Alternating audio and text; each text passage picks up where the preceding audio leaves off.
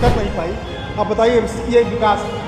ठीक है, आप मानते हैं कि जो है विकास नहीं हुआ है, विकास नहीं हुआ है प्रयागराज में? प्रयागराज में कोई विकास नहीं हुआ है। जब से बीजेपी गवर्नमेंट आई अपने 14 का घोषणा था उसको घोषणा कर देख ले तो आज वो खुद शर्मिंदा हो जाए। देश में हो रहे लोकसभा चुनाव के तीसरे चरण का मतदान खत्म हो चुका है। आखिर सांसद कौन होगा, किसकी सरकार बनेगी, इसका फैसला तो 4 जून को होगा। ऐसे में संगम नगरी प्रयागराज के लोगों की क्या राय है, हम उनसे बातचीत करने के लिए एक चाय की दुकान पर रुके हैं। हालांकि चाय की दुकान के बगल आप देख सकते हैं कि सब्जी वाले की भी यहाँ पर दुकान है और यहाँ पर जो कुछ लोग हैं वो यहाँ पर आए हुए हैं। हम उनसे बातचीत करते हैं कि आखिर वो किसकी सरकार चाहते हैं, कौन सांसद होगा और किन मुद्दों के साथ ये जब जाएंगे मतदान करने के लिए जो इनके जहन में चल रहा होगा वो आखिर क्या मुद्दा रहेगा। जी, ये हम लोग चाह रहे हैं कि इस बार जो है इंडिया गठबंधन की सरकार बने और यहाँ के जो हमारे रेवती रमन के पुत्र जो है उज्ज्वल रमन सिंह सांसद के प्रत्याशी हैं और हम चाहते हैं कि हमारी ये गठबंधन की सरकार बने और हमारे देश को विकास और तरक्की की ओर ले जाए। हम लोग यही चाहते हैं।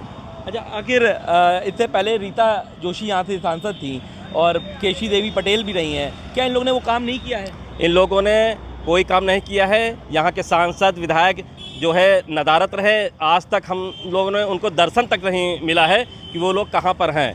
और हमारे जो बीच के जो हमारे समाजवादी पार्टी और गठबंधन के जो हमारे भीष्म पितामह हैं, जो हमारे यहाँ के मुख्य नेता हैं जो हमारे रेवती रमन सिंह, उनकी बहुत सी योजनाएं हैं, बहुत से कार्यकाल हैं जो हमारे समाज को उन्होंने दिया है। और ये लोग जो है केवल जुमलेबाजी करते हैं कि हाँ हमने ये किया वो किया, विकास के नाम पे ये जीरो हैं और इस बार इनकी जीरो संख्या हो जाएगी। और हम चाहते हैं कि गठबंधन की सरकार विकास के नाम पर जीरो है। इसी वजह से भाई साहब क्या मानते हैं कि क्या भारतीय जनता पार्टी ने कोई काम नहीं किया जिसकी वजह से भाई साहब कहते कोई काम नहीं हुआ है, इसलिए? भारतीय जनता पार्टी ने संपूर्ण विकास किया है, चाहे वो जनहित में हो चाहे राष्ट्रहित में हो। वो अपने देश की सीमाओं को मजबूत किया है, दुश्मनों से देश की सुरक्षा के लिए सारे इंतजाम किए हैं, जनहित में सारा काम किया है। चाहे वो गरीबों का मकान हो, चाहे गरीबों का सुलभ शौचालय हो, चाहे राशन हो, चाहे नल से जल हो, चाहे हर घर फ्री बिजली कनेक्शन हो, सड़कें खूबसूरत हैं, सब कुछ बेहतर है। और एम्स आप देख लें, विश्वविद्यालय आप देख लें, इस 10 सालों में जितना विकास भाजपा के समय में हुआ है, इतना पिछले 50 साल कांग्रेस के शासनकाल में इतना विकास नहीं हुआ है जितना कि 10 साल में मोदी सरकार के समय में विकास हुआ है। तो मैं चाहूँगा कि इस बार फिर एक बार फिर मोदी सरकार बने जिससे देश का और। क्या नाम है आपका? गोरखनाथ तिवारी जी, तिवारी जी का कहना है कि भारतीय जनता पार्टी ने बहुत विकास किया है। क्या मानते हैं भाई साहब, आप पास आ जाते हैं, क्या मानते हैं कि क्या भारतीय जनता पार्टी ने बहुत विकास किया? तिवारी जी कह रहे हैं विकास किया है। तिवारी जी को मालूम नहीं है भाई साहब।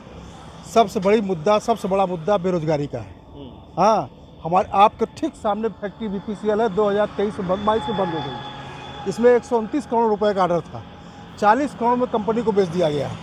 जो कबाड़ी खरीदा 450 करोड़ कबाड़ बेचा, जो कबाड़ी खरीदा 450 करोड़ कबाड़ बेच दिया और 40 करोड़ मात्र कंपनी बेच दी गई। कांग्रेस सरकार के समय, कांग्रेस जब सरकार थी तब कंपनी लगाई गई थी। इस कंपनी के सहारे कम से कम गेट के सामने सब्जी की दुकान, फल की दुकान, मिठाई की दुकान, लोग व्यापार करते थे, 2 पैसा कमाते थे। आज वो स्थिति हो गई, कहीं एक चाय की दुकान नहीं है यहाँ पर गेट पे। एक छोटी सी चाय की दुकान आपके सामने खड़ी है। सब लोग बेरोजगार हो गए। 2-3 हज़ार आदमी इसमें काम करते थे। वो समय था कि यहाँ गेट पर मलबा लगा रहता था। अब तिवारी जी बता रहे हैं कि हमारी सुरक्षा बहुत सही हो गई। सुरक्षा ये सही हो गई कि 4 साल वाले पहुँच गए हैं, अग्निवीर वाले, ये बेचारे सुरक्षा कर पाएंगे? कल बेचारे शहीद वहीं हो जाएंगे, उनकी लाश भी नहीं आएगी। आप सब जान रहे हैं, इनकी लाश भी नहीं आ पाएगी यहाँ। अच्छा, इलाहाबाद सीट की बात करें तो रीता जोशी थी जो पुरानी नेता हैं, उन्होंने क्या विकास तो उन्होंने किया होगा, हालांकि वो चुनाव नहीं लड़ रही हैं। लेकिन सुनिए, रीता जोशी जी के पिताजी थे स्वर्गीय बहुगुणा जी, उन्होंने फैक्ट्री लगवाई, पूरा मुख्यमंत्री थे और उनके रहते हुए फैक्ट्री पूरी बंद हो गई, कर नहीं पाई। अब बताइए ये विकास। ठीक है, आप मानते हैं कि जो है विकास नहीं हुआ है, विकास नहीं हुआ है प्रयागराज में? प्रयागराज में कोई विकास नहीं हुआ है। जब से बीजेपी गवर्नमेंट आई अपने 14 का घोषणा था उसको घोषणा कर देख ले तो आज वो खुद शर्मिंदा हो जाएंगे। बीजेपी के कार्यकर्ता हो चाहे उनके नेता हो, जब जुमला के अलावा कुछ भी कार्य नहीं किए हैं। अनाज तो मिला है गरीबों को? अनाज जितना 5 केजी अनाज की बात करें उतना तो साढ़ चढ़ जा रहे हैं किसानों के खेत से। इसलिए बीजेपी की गवर्नमेंट कोई कार्य नहीं किया है, ना कोई कार्य करने में उसके कोई रुचि भी नहीं है।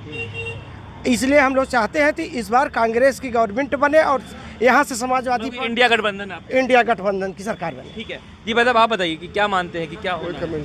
कमेंट नहीं। आप युवा हैं और युवाओं से देश है और युवा ही देश को आगे ले जाते हैं, चाहे वो कोई भी चुनाव आ रहा हो। क्या मानते हैं क्या होने वाला है? और सर इस बार जो वोटिंग है युवाओं का मेंटेलिटी यह है कि विकास के नाम पे नहीं, बेरोजगारी और महंगाई के नाम पे होगी।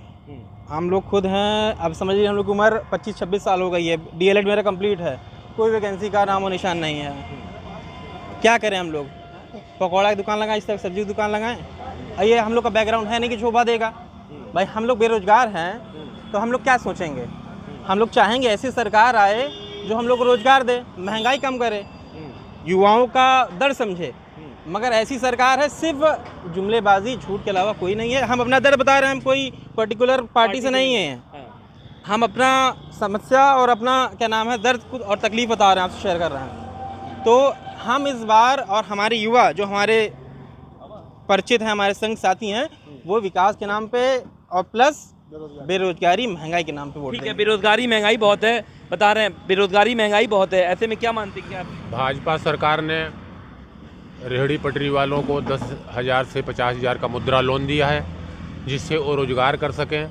और आज चाहे भारतीय जनता पार्टी की सरकार हो, चाहे समाजवादी की हो, चाहे कांग्रेस की हो, चाहे बहुजन समाज की कोई भी सरकार आएगी तो एक निर्धारित संख्या से क्या ज़्यादा अपॉइंटमेंट कर पाएगी, ज़्यादा नौकरी दे पाएगी।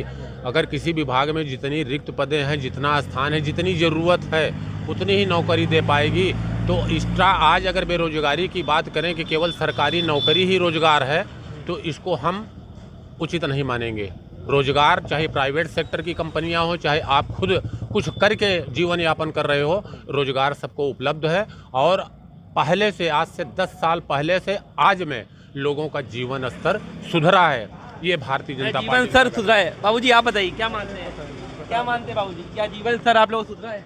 जीवन स्तर हम लोग का और बेकार हो चुका है और सुधरेगा नहीं, क्योंकि 26 साल 25 साल हमको 37 साल हमने नौकरी किया और नौकरी करने के बावजूद अब रिटायरमेंट होने के बाद पेंशन के नाम मात्र से एक नया नहीं बढ़ाया। जो 11 में मिल रही थी आज वो भी पेंशन में भी मिल रही है। और पब्लिक सेक्टर और सेंट्रल गवर्नमेंट का सबका पेंशन बढ़ाया, इस पर कोई भी रोजगार नहीं दिया। और बीपीसीएल को इन्होंने क्यों बंद कराया? 1 करोड़ रुपया पर मंथ मांग रहे थे यूपी सरकार, मतलब सीएम जी मांग रहे थे 1 करोड़, और केवल 100 आदमी कैसे कमा करके 1 करोड़ रुपया इनको दान देगा? सरकार को ये कंपनियां का पूरी मशीनें अपने ही सरकार को दे दिया गया है और बीपीसीएल को लॉकआउट करके सब आदमियों को खेद दिया गया। इसके अंदर कुछ नहीं है, कुछ नहीं है। देखिए बीपीसीएल जो कंपनी है जिसकी बात हो रही है वो जस्ट सामने है और उसी के सामने जो है ये, अगर हम आपको बात बताएं तो फिर देखिए यहीं पर ये जो दुकान है वो यहाँ पर है, यहीं पर ही जो लोग हैं वो यहाँ पर इकट्ठा होते हैं। हमारे पास यहाँ पर कुछ और लोग भी हैं। बाबूजी आप यहाँ सब्जी लेने आए हैं? हाँ, चुनाव का माहौल है, क्या मानते हैं क्या होने वाला है? हमने चुनाव का माहौल के विषय नहीं बता सकते भाई किसी को, तब भी थोड़ी राय तो होगी। कुछ नहीं राय। जी भाई साहब आप बताइए, आप सब्जी वाले हैं, आपके पास बहुत सारी चीजें होंगी, क्या मानते हैं क्या होने वाला है 24 में? वो आने वाला समय बताएगा कि क्या होने वाला है भैया। हाँ, बाकी माहौल तो हाँ भैया, तो क्या कहते हैं?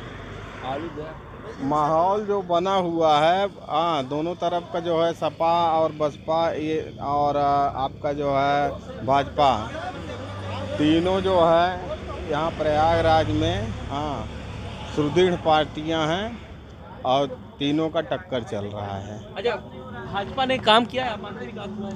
हाँ, विकास हुआ है, विकास हुआ है। अच्छा बाबूजी आप बता रहे हैं विकास किया है, क्या मानते हैं कि क्या कौन सरकार बनना? वो माफियाओं का अगर दूसरा होता तो कब्जा कर लेते जमीन सब यहाँ पे।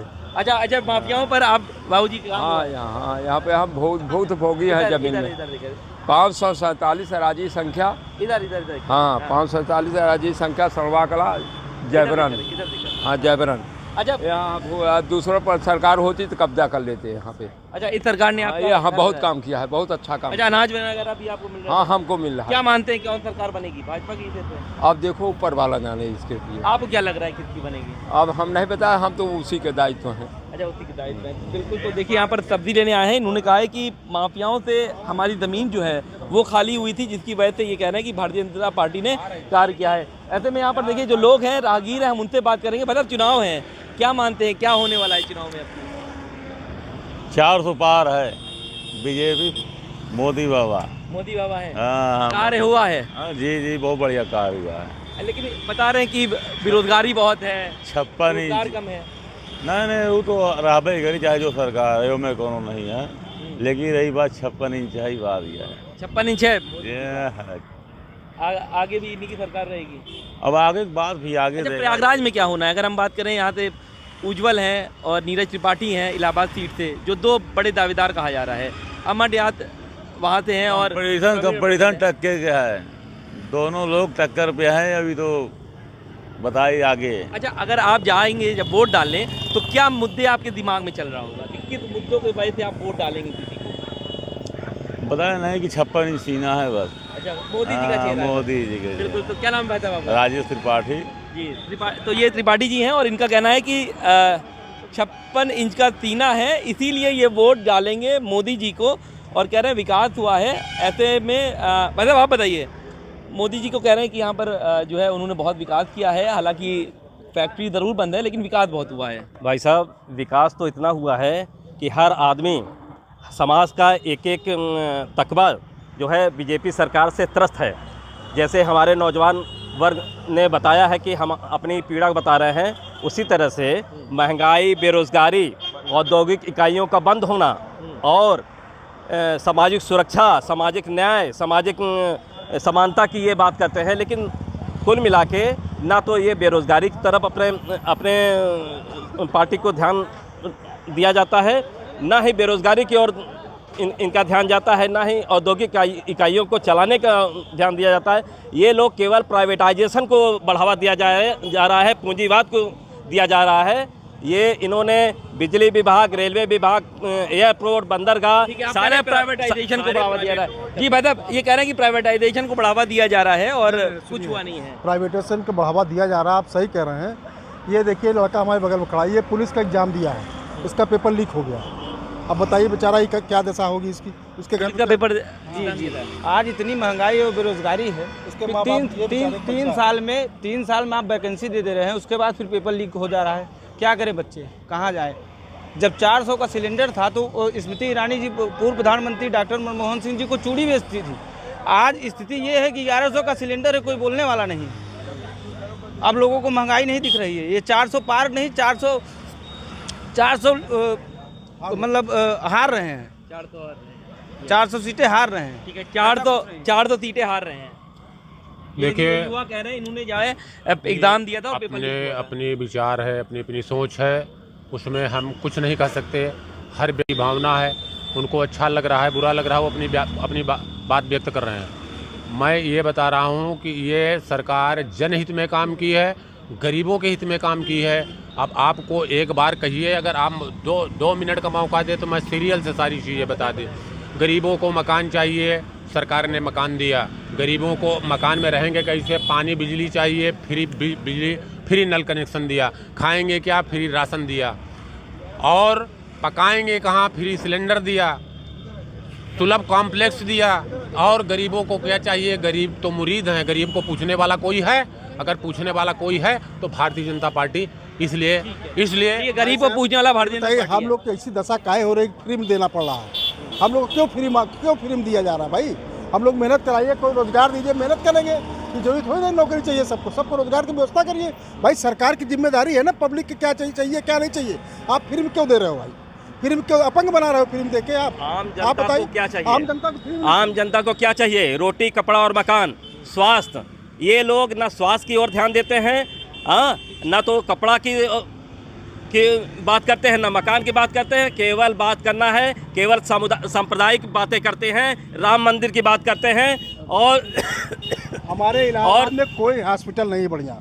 अगर एक स्वरूप रानी सरकारी अस्पताल है, वहाँ मरीज जाता है तो कोई इलाज करने वाला नहीं, तुरंत 1 मिनट नहीं लगता है। अगर गंभीर अवस्था में ले जाइए तो वहाँ बचने की कोई संभावना नहीं है। प्राइवेट वाले कोई सुनने नहीं, अगर किसी का एक्सीडेंट हो जाए ले जाइए तो जाते जाते बेचारा ख़त्म हो जाता है। अभी 4-5 दिन पहले एक लड़का यहाँ एक्सीडेंट हो गया, लेते हॉस्पिटल की सेवाएं यहाँ पर अच्छी नहीं है। अच्छा, बस हम आखिरी में बता आपसे ये कहेंगे कि क्या होने वाला है, सांसद कौन बनेगा प्रयागराज का? सांसद तो वही बने गुरु इंडिया गठबंधन।